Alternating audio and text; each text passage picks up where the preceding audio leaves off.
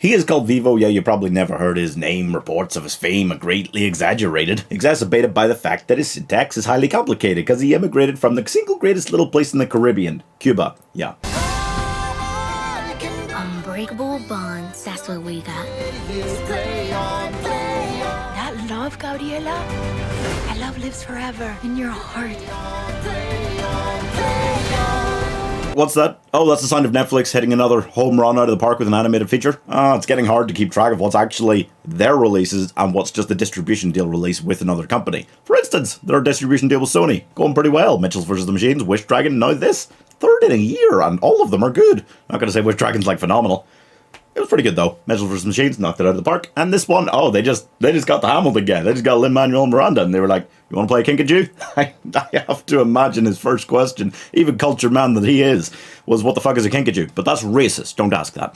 Basically, a kinkajou, had to look it up to remember how to spell it for the board, is a monkey that doesn't live in Cuba, but this one lives in Cuba. Vivo lives in Cuba with this old guy, and they sing songs together. They sing Hamilton-y kind of songs together. Oh, so funky, that's right. I was worried that they just had Lin starring in it. No, he definitely wrote all the music as well. I didn't even have to look it up to check that.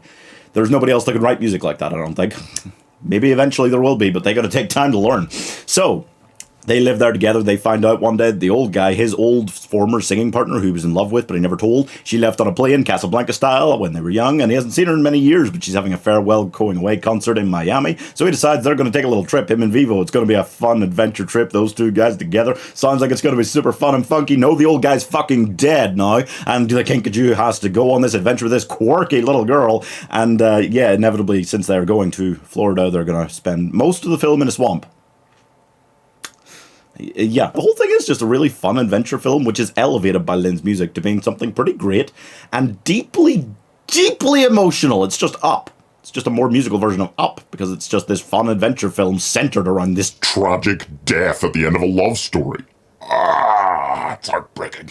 But it is a great watch. It was really enjoyable, and it's just available on Netflix. You don't even need to go to the cinema. So if you just want to sit down, find some music that you're not really going to be able to stop listening to, and just have a great time, just have a great emotionally powered time, I highly recommend checking out Vivo this weekend. And I'm giving Kink a Musical 77 out of 100. I wouldn't quite describe it as one of those like S-tier animated movies Netflix have been on a run with.